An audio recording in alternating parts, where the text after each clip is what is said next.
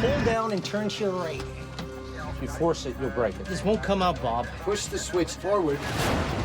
A single light bulb is preventing a modern jetliner from landing. Screwing around with a 20-cent piece of light equipment on this plane. Struggling to fix a minor problem, a much more serious one develops. We're still at 2,000, right? Hey, what's happening here?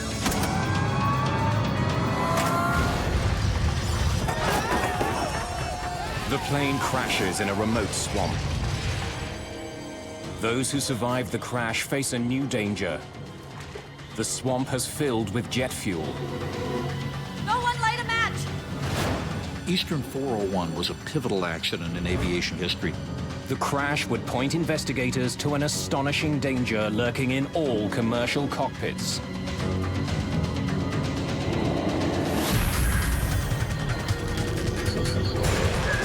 Mayday.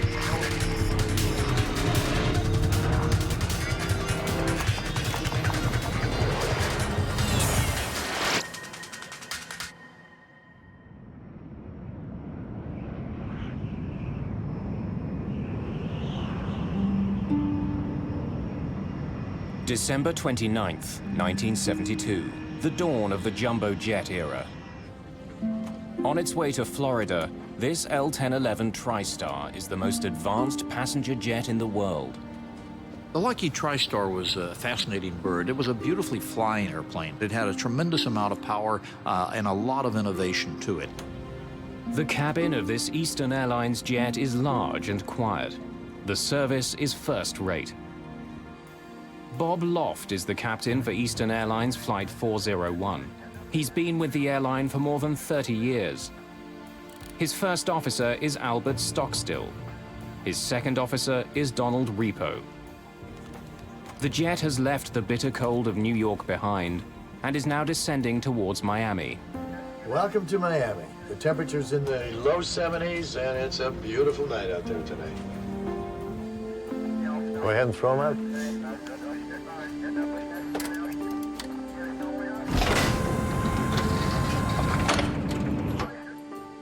Angelo Donadeo is an off-duty Eastern Airlines maintenance expert.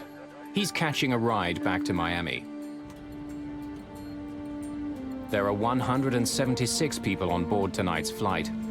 Most are heading south for New Year's. Ron and Lily Infantino have been married for only 20 days. They've just spent Christmas with his family. The seatbelt sign came on as normal. We're in a final approach. I look out the window there, and I could see lights at the airport. Close to midnight, the plane begins its approach to Miami International Airport. Stockstill flies the plane, while Repo performs a landing checklist. Radar, Up, off. hydraulic panels checked, 35, 33. gear down. The captain notices a problem. Bird, is that handling? No nose gear. The light showing that the nose gear is locked hasn't lit up. I'm gonna raise it back up. The gear might not be all the way down. Loft tries again. The sound of the landing gear echoes through the plane. It makes a pretty loud grinding noise. If you've flown very much, you're familiar with that sound. So they did that several times. The pilots did that several times, and we weren't alarmed. It's just one of those things that happens sometimes, and we just kind of looked at each other and said, great, we're gonna be late getting home. Still no light. Loft isn't sure if his front landing gear is locked. If it isn't, landing could be disastrous. Tower, this is Easton 401. Looks like we're gonna have to circle. We don't have a light on our nose gear yet. Eastern 401 Heavy, roger. Pull up, climb straight ahead to 2000. Go back to approach control, 128.6. You want me to test the lights or not? Yeah, check it. Flight engineer Repo performs a test nicknamed the Christmas tree. It lights up every warning light in the cockpit to see if the bulbs are working. The nose gear indicator light fails the test. The bulb is probably burnt out. But there's a slim chance of a double failure. Both the light bulb and the landing gear could be broken. Bob, could you just jiggle the light? But the troublesome bulb is out of the captain's reach. On the ground, air traffic control directs Flight 401 to climb to 2,000 feet and circle away from the airport until the problem is solved. You want me to fly, bro? What frequency did he want us on board? 128.6. I'll talk to him. It's right above that red one, isn't Yeah, it? I can't get at it from here. Yeah, I can't make a pull out either.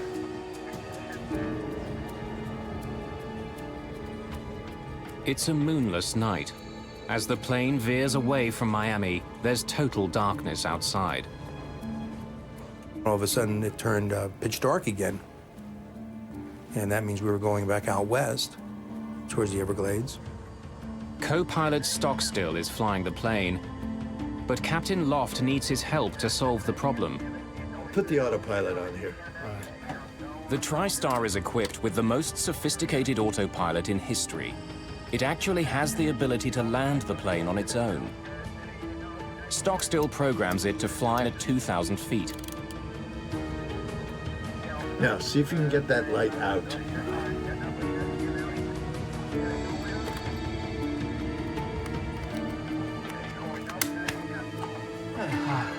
The light is finally removed.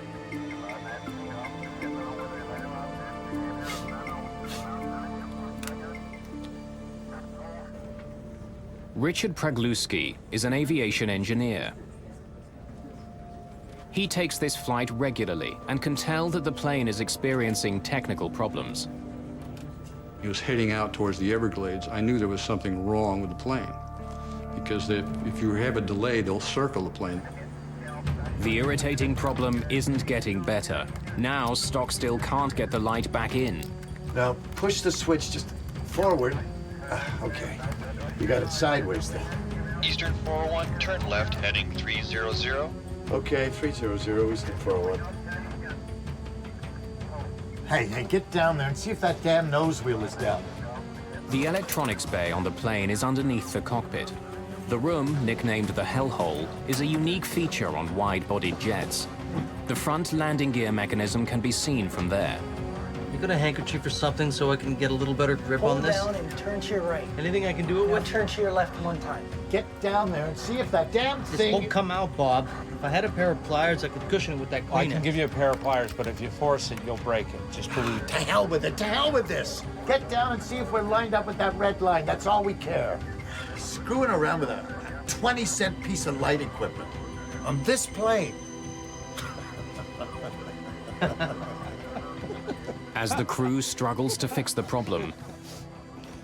In the cabin, Richard Pragluski sees something peculiar out of his window. I could see a tower to my right in the distance, and it looked like we were going into a glide path, which I found very strange. Pragluski has noticed something the pilots haven't. The plane is getting closer and closer to the swamp below.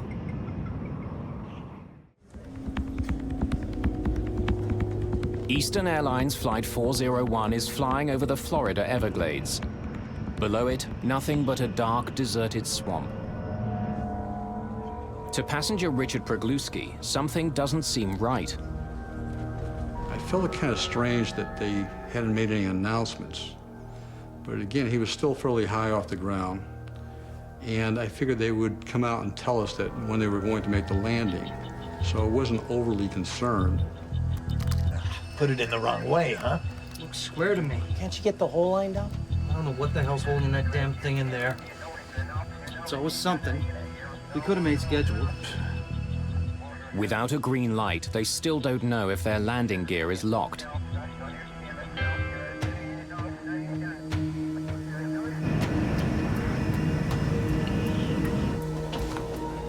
Flight engineer Don Repo is now in the belly of the plane. There's a viewing window in the hellhole which should let him see if the front wheels are locked in place.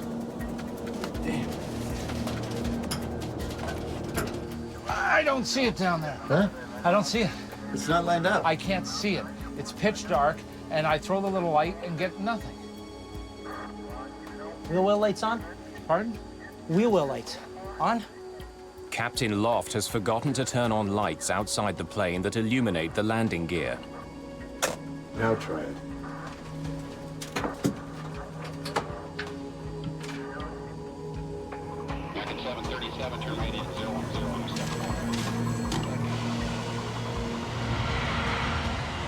At Miami International, controller Charlie Johnson has just finished dealing with another troubled jet. National 607 has landed without incident. Fire trucks were deployed, but they weren't used.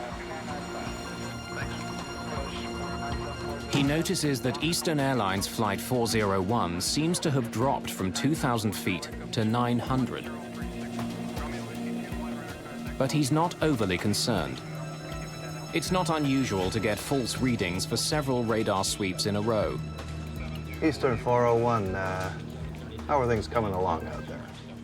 Okay, we'd like to turn around and come back in. Captain Loft believes that he'll soon get confirmation that his gear is locked. He wants to return to the airport. Eastern 401, turn left, heading 180.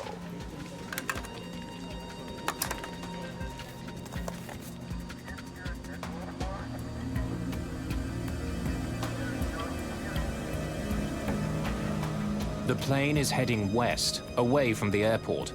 It will take several minutes to get lined up for the landing.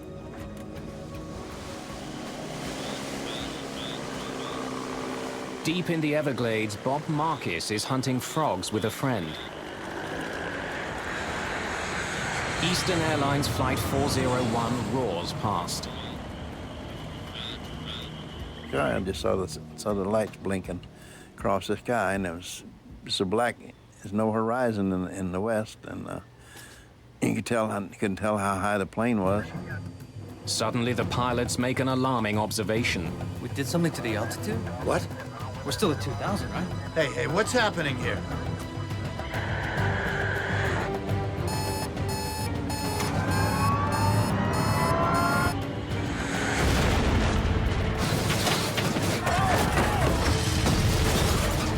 I see the lights in the cabin just flickering on and off, and I heard a noise. It was a violent whipping sensation. Then all of a sudden, all hell broke loose.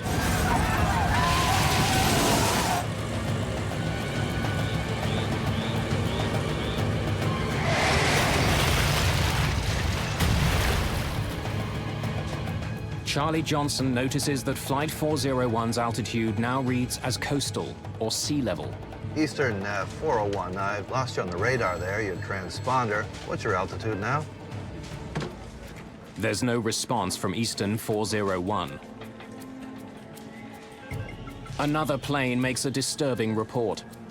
Miami approach, this is National 611. We just saw a big flash. Looked like it came out west. Don't know what it means, but wanted to let you know.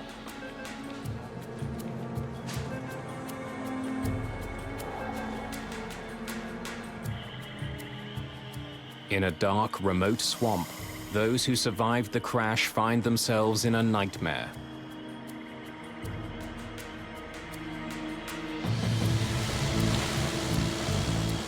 Bob Marcus races towards the site of the crash. Oh, I was going as fast as I could. It took me about 15 minutes, I think, to get to the crash site.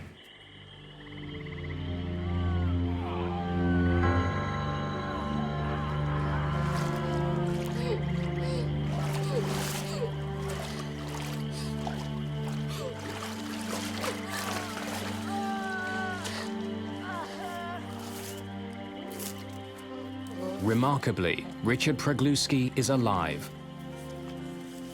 I knew I was badly injured because I could see my clothes hanging from my body. I had almost no clothes in the upper half of the body, and I could see skin coming down my arms. And I also knew that when you're in shock, you feel no pain. So I knew I really was seriously injured.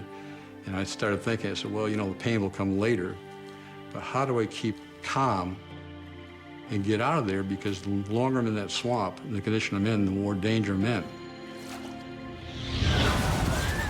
When the plane crashed, a huge fireball tore through the cabin. I remember that fire coming into my face.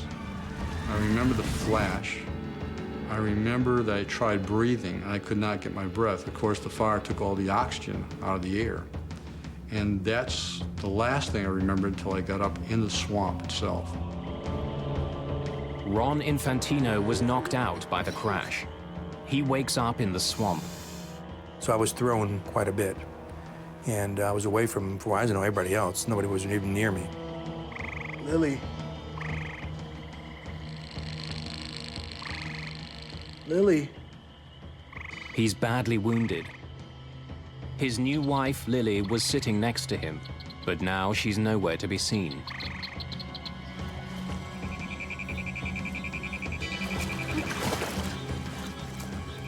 Swamp water doused the initial flames.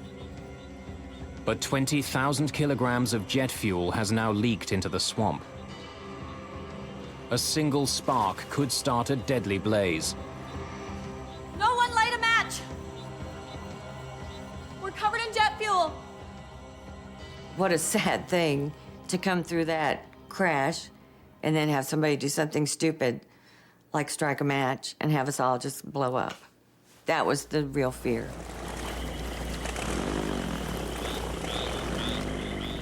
Hoping to help the survivors, Bob Marcus jumps into the swamp.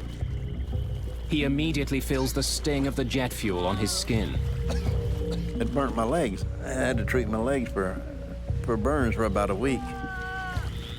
Marcus quickly spots a survivor who's in grave danger. The badly wounded man is still strapped to his seat. He's on the verge of drowning. And his head kept dropping down in the water. He came up, he said, "Help me. I can't hold my head up much longer," and then dropped back down in the water. So I helped him, I pulled him up. Don't worry, I got you. I got you. Bob Marcus saves dozens of lives, preventing many people from drowning.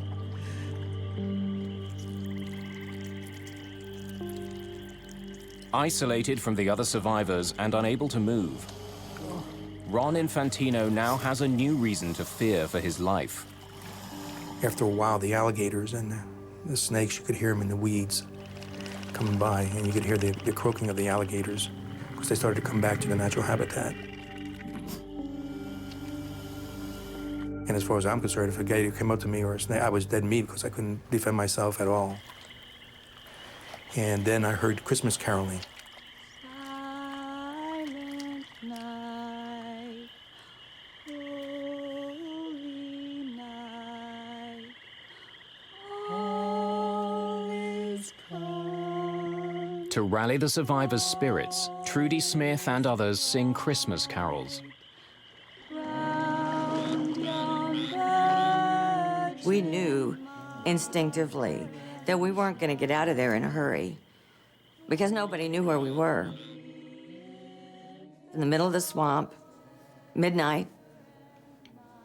So what else are you going to do?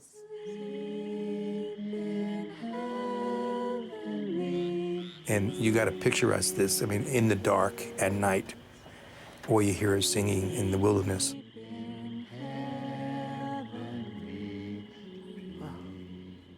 It was like being on the Titanic going down type of thing, you know? It was unbelievable.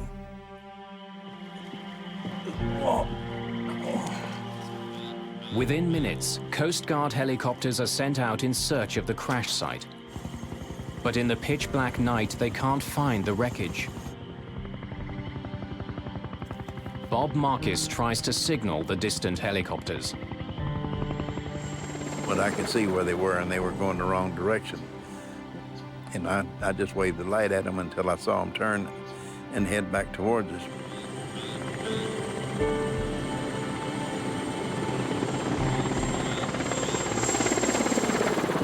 It seemed like we'd been in the swamps for a really long time when we heard a helicopter, and it was such a welcoming sound because that means somebody knows that you're there.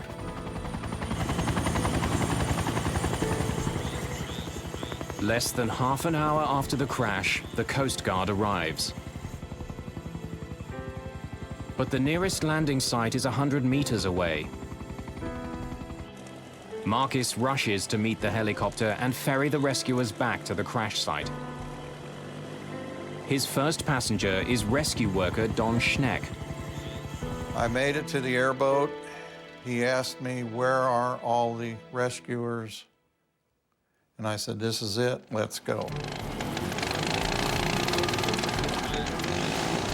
He took us out into the glades to a point where he said, this is as far as I want to go because I don't want to run anybody over.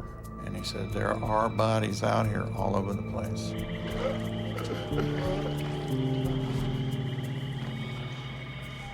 Don Schneck starts searching for survivors. I approached the large object that I had seen at a small distance and realized it was the nose section of the aircraft. He's amazed to discover that Captain Bob Loft has survived the crash.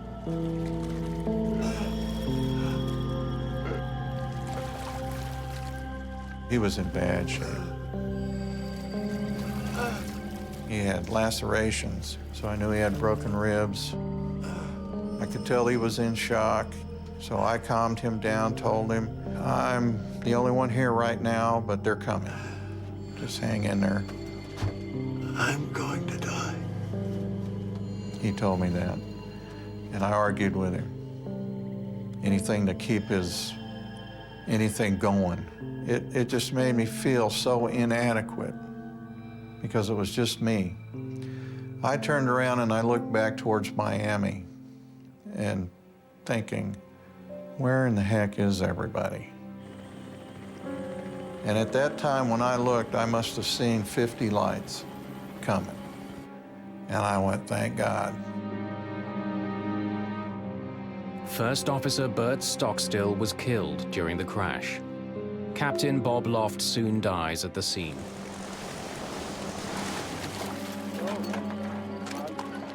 Angelo Donadeo and Don Repo have survived and are taken to hospital. In all, 77 people survived the crash. 99 people are killed. By dawn, all the wounded have been transported to Miami hospitals. Ron Infantino is one of the many who are struggling to survive. Priest comes over and does the last rites. So right then I knew I was in bad shape. And it's a scary thought. And of course at that time I'm still asking for Lily, you know, had they seen her? It was such a madhouse there that night, you could imagine. Lily. Where's Lily?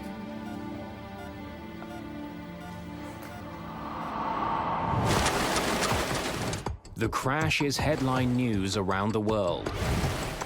It's the first ever jumbo jet to crash, and it produces the largest number of deaths in US civil aviation history.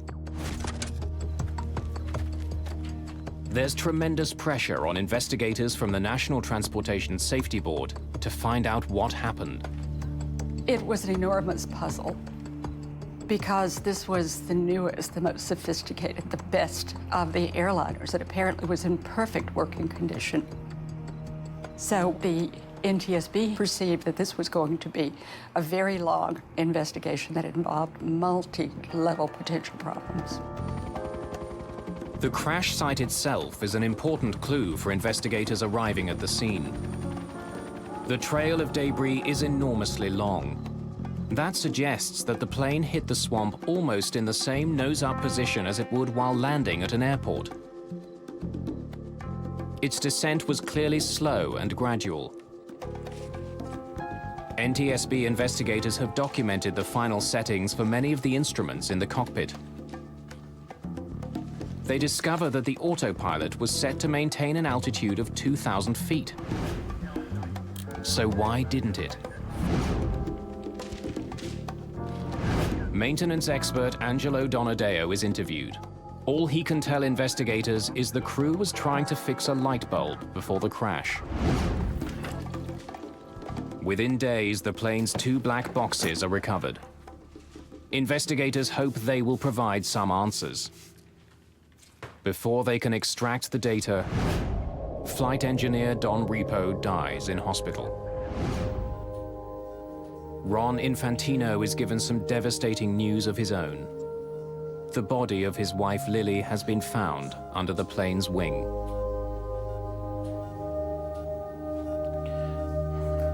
She was just a wonderful person. I was 27 years old, and she was the same age, and it was actually my first love. Infantino is haunted by the memory of switching seats with Lily just before the crash. They had swapped seats quite casually earlier during the flight when she had gotten up to go to the restroom. She was thrown into the swamp and drowned, and he lived. The swamp proves both a blessing and a curse for survivors. That's what saved most of the lives, actually. Because the plane broke up, it absorbed all the energy. And the mud absorbed it, and the plane just dispersed. The swamp water is so thick with mud, it also clogs survivors' wounds, preventing many from bleeding to death.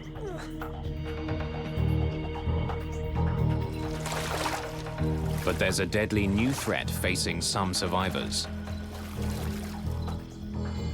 Their wounds have become infected, contaminated by a deadly organism found in the black mud of the Everglades. The organism produces an infection called gas gangrene. It can kill a person in just 2 days. Gas gangrene can only be destroyed in a hyperbaric chamber. It's a pressurized container that gets filled with high levels of oxygen. The oxygen gets forced into the wounds and kills the bacteria. 8 of the surviving passengers are infected with gas gangrene. Hyperbaric chambers must be found for all of them. The only other way to save patients is to amputate the infected limb. Ron Infantino's arm is badly infected. Doctor came in and says, well, we've diagnosed it as gas gangrene. He says, we got to take your arm off immediately, or I have to get you to a hyperbaric chamber. Unfortunately, he says, the only hyperbaric chamber is at Mercy Hospital, and that's all been taken advantage of. Unless doctors can find a chamber soon, Infantino will lose his arm. While doctors search for a chamber for Ron Infantino, investigators examine what's left of the plane. They test its flight controls, engines, instruments, and its electrical and hydraulic systems. The plane was virtually new. It was in perfect condition. There was no mechanical reason found that would have caused the crash. In fact, some parts of the plane are in such good condition that the NTSB gives them back to Eastern Airlines so they can be installed on other airplanes in its fleet.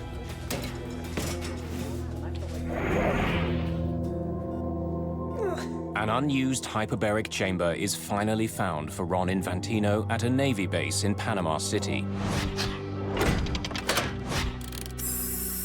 He spends 40 hours in the chamber. The pressurized oxygen kills the bacteria and saves his life. Gentlemen, we have 3 causes of the crash to explore.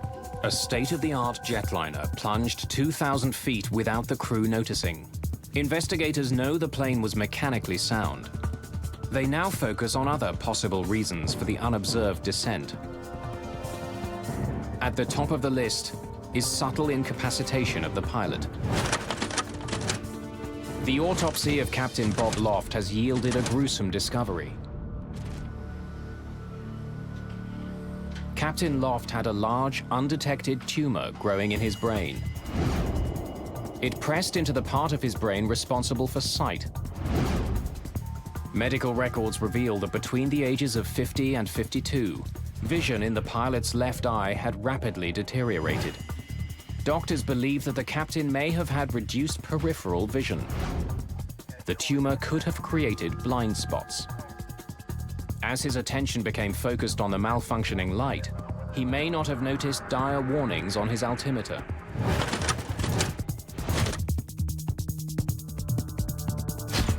Investigators consider a stunning possibility. An undetected medical ailment may have contributed to the world's first jumbo jet disaster. We're still at 2,000, right? Hey, what's happening here?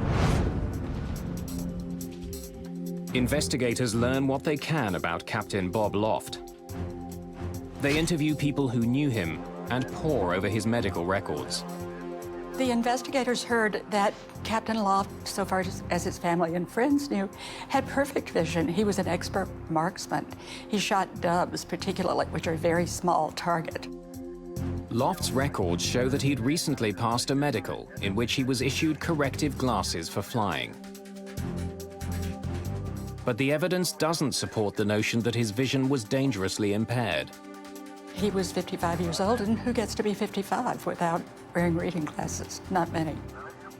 Dr. Joe Davis, who did the autopsy, told me that even though the tumor was pressing on areas of his brain that control vision, there was no reason to think that it had yet begun to affect those. He felt it had nothing to do with the accident. Investigators still don't know why Flight 401 started descending in the first place. Put the autopilot on here. Could the autopilot, which was supposed to keep the plane at 2,000 feet, have malfunctioned? The plane's computers survived the crash. They're removed and examined. 11 days after the crash, the autopilot computers are installed on another Tristar. It flies the same route as Flight 401. The autopilot holds that plane at 2,000 feet. So why hadn't it on the night of the accident?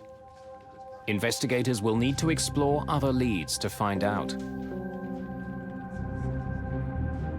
There's another question that dogs this investigation. Why didn't the Miami Tower alert the crew that their plane was dropping? The world's first three-dimensional radar had recently been installed there. It meant that controller Charlie Johnson knew the location, altitude, and speed of Flight 401.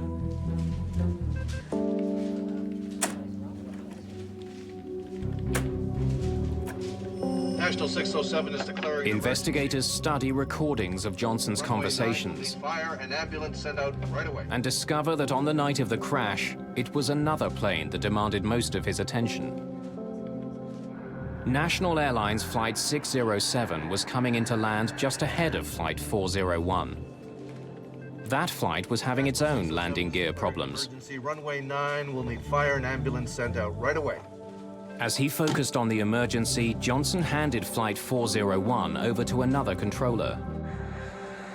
But just as National 607 came in for its emergency landing, the other controller phoned Johnson and handed Flight 401 back to him. Eastern Heavy's coming back to you. Unsafe nose gear. No. At the time, Flight 401 was already over the swamp. Johnson had 5 other planes to monitor. He was also dealing with the aftermath of his emergency landing. National 607 has landed without incident. Trucks were deployed. That's when he noticed that Flight 401's altitude had dropped to 900 feet. The way the radars work, still to a certain extent this happens, but back then it was even worse. Coast mode was a very well-known phenomena. I mean, you might lose the target for 2 or 3 minutes in terms of the altitude reporting part of it, and it goes and gives you some weird altitude, and then boom, it's right back where it should be. But the controller didn't stop there, and this was really to his credit. Johnson decided to make contact with Flight 401. Eastern 401, how are things coming along? Okay, we'd like to turn around and come back in. Eastern 401, turn left, heading 180. After that brief exchange, Johnson assumed there was no problem. Eastern 401, how are things coming along? Okay. Investigators conclude that at that moment, Controller Johnson was the only one who could see that the plane was losing altitude. Why hadn't he passed that information along to the crew? US government regulations for air traffic controllers provide the answer. It simply wasn't part of a controller's job. At the time of the crash, the FAA required approach controllers to maintain a separation of the airplanes. It did not give them a duty to maintain the altitude of the airliner with regard to the ground. Now investigators try to determine how the plane's own warning system failed to alert pilots to their growing danger. The L-1011 is equipped with an alarm that sounds if the plane goes 250 feet above or below the altitude selected by the pilots. As investigators replay the tape from the black box, they clearly hear that alarm sounding in the cockpit as the plane passed through 1,750 feet. Did you hear that? How did they miss it? Investigators closely examine the cockpit transcript to try to understand how the alarm was missed. Put it in the wrong way, huh? Swear to me. Investigators notice that just before the alarm sounded in the cockpit, warning the crew that the plane is too low, both pilots were completely absorbed with the landing gear light. The conversation also tells investigators that the flight engineer was below in the hellhole. The warning chime came out of a speaker at his workstation. Investigators begin to realize that the two pilots were unable to hear a perfectly audible alarm because they were focused so entirely on solving another problem. That chime, which is clearly heard on the cockpit voice recorder, was not registering in the minds of all the men on that flight deck. Not because they weren't trying to pay attention, but because they were tunneled in on this one problem. That's what we do as humans. Investigators now focus on crew distraction as a likely cause of this accident. Several instruments would have displayed the decreasing altitude. The major question was, why were the pilots so preoccupied that they were not looking at the instrument panel? They had to look at the human beings. They had to look at the interaction. They had to look at why no one was paying attention to the airplane as it began to creep out of 2,000 feet. That was scary territory in 1972. Investigators interview a number of pilots and make a startling discovery. Pilots admitted that they placed a lot of trust in the modern new autopilots flying their planes.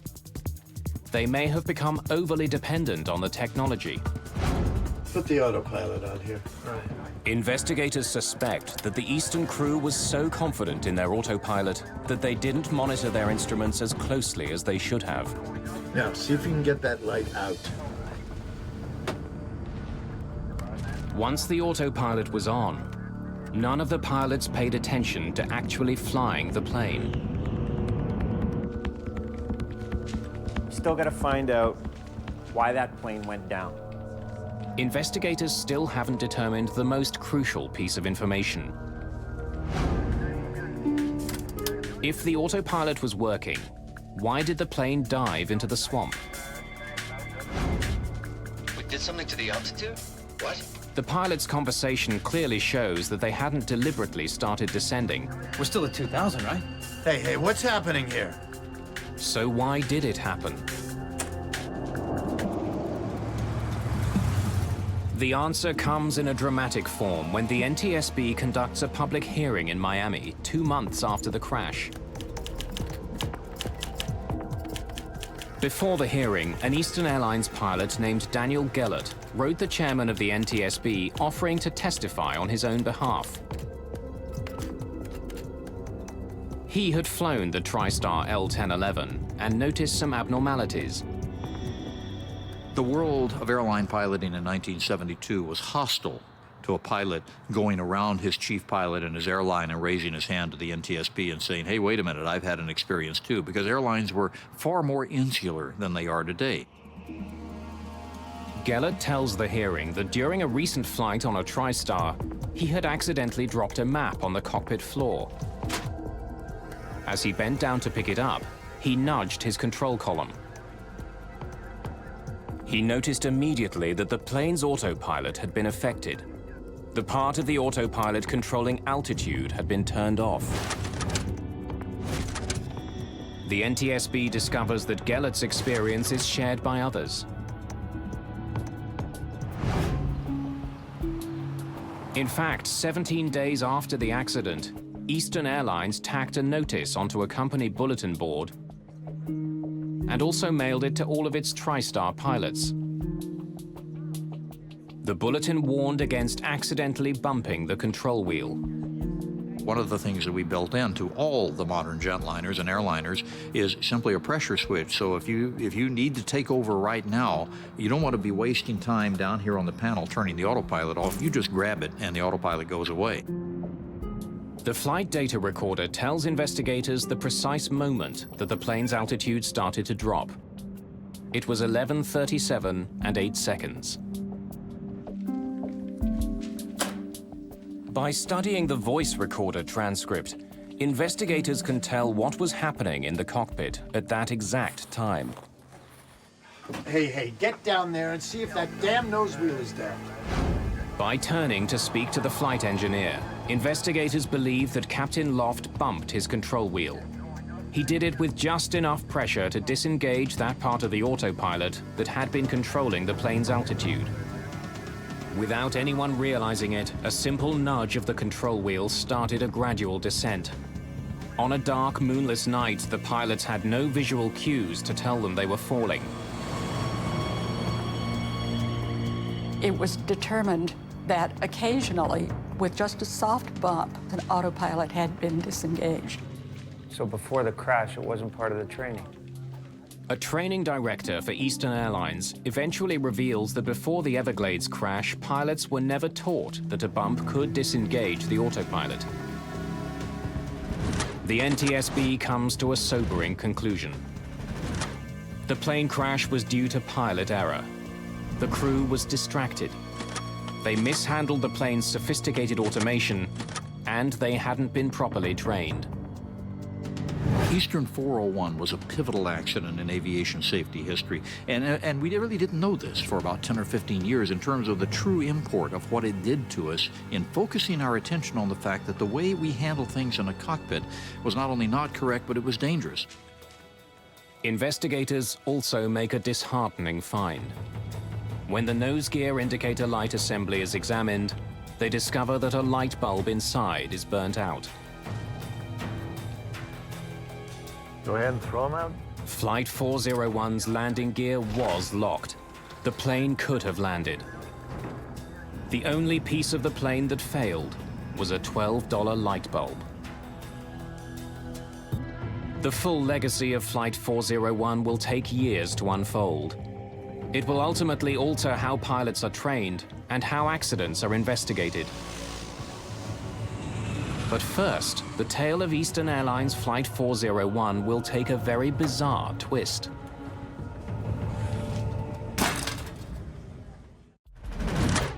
As far as the NTSB is concerned, the investigation into Eastern Airlines Flight 401 is over. Several recommendations were laid out to prevent similar accidents. Those include new regulations instructing air traffic controllers to warn pilots when they're getting too close to the ground. But 4 years later, it became clear there was a bigger lesson to be learned from Eastern Airlines Flight 401. In 1977, two 747s collided on a runway in Tenerife on the Canary Islands. It was the deadliest plane crash of all time. And we're now at takeoff. Okay, stand by for takeoff, I will call you. 1736, report when runway clear. That accident was caused by a string of miscommunications in the cockpit. Is it not your off, Doug? Is it not your off? They're on American. Investigators established that 70% of crashes were due to pilot error.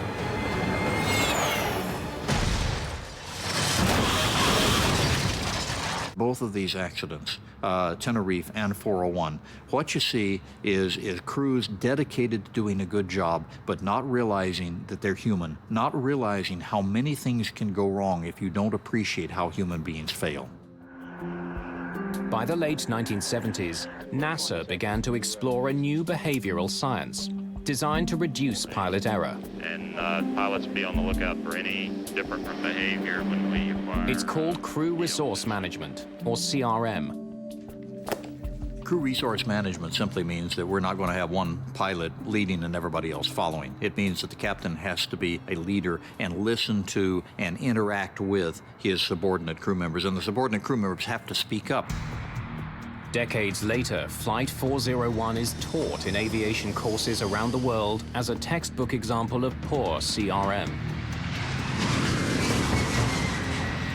The problem was that we did not teach Bob Loft or Stockstill or any of these folks at the time that when something goes wrong, the commander's first responsibility is to maintain aircraft control and either do it himself or assign somebody. We're up to 2,000. You want me to fly it, bro? What frequency did he want us on, Bert? 128.6. I'll talk to him. On Flight 401, Captain Loft did not clarify who should be doing what. Instead, all 3 crew members worked on the same problem. Bob, could you just jiggle the light? It's gotta come out a little bit and then snap in. With the co-pilot flying, the captain commanding from the left seat, you already had cross purposes here. It's right above that red one, isn't it? Yeah, I can't get at it from here. And you had a light quadrant the captain couldn't quite reach, and the co-pilot could, but the co-pilot is flying the airplane. You've just set them up for a major problem, and guess what? Systemically, we never taught them what to do. Today, CRM also trains flight crews not to be intimidated by one crew member's mood. You got a handkerchief or something so I can get a little better grip on this? Anything I can do it with? Get down there and see if that damn This thing... won't come out, Bob. So if the leader is having a problem, in this case with a light bulb, Okay. You got it sideways now. and he's really irritated at it, and the co-pilot has now made the problem worse. Co-pilot's not going to be happy with himself over that. I don't know what the hell's holding that damn thing in there. Don Repo is not going to be happy that he got downstairs to try to solve the problem, and he couldn't see anything, and he's got to come up and report that. I don't see it. They're all tense. It's not lined up. I can't see it. And when you get a crew like that tense, it's not to turn around to the captain and say you shouldn't have done that. But this is part of the evolution of what air safety has now learned and been able to teach so many other industries. The enduring legacy of Flight 401 is the delegation of specific tasks in the cockpit. The result is fewer crashes. There was also much more bizarre fallout from this crash. For a while, it seemed that the crew of Flight 401 was haunting other Eastern Airlines flights. For some time after the crash, flight crews and passengers report seeing lifelike apparitions of Flight 401's crew.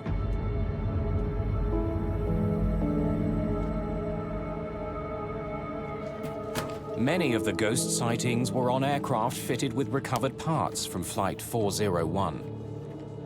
The ghost stories spread quickly. One book devoted entirely to those stories suggests that the ghosts were there to protect passengers and crew from further mishap. The official reaction at Eastern Airlines to these ghost stories was one of absolute eye-rolling denial in public, and in private, a certain bit of panic.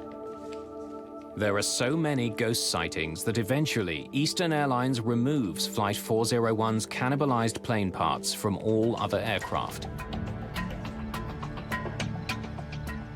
None of those who survived the crash will ever forget the horror they witnessed in the Everglades that night.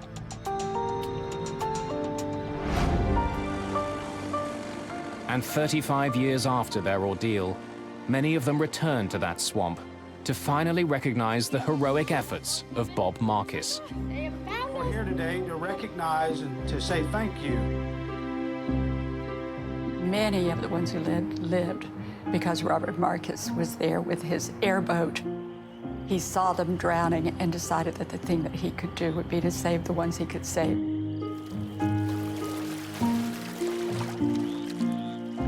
Robert Marcus was the kind of person that I hope that all of us ultimately would be if we were confronted with that sort of thing, but he drew on some special courage to do what he did. He was one of the true heroes of the crash.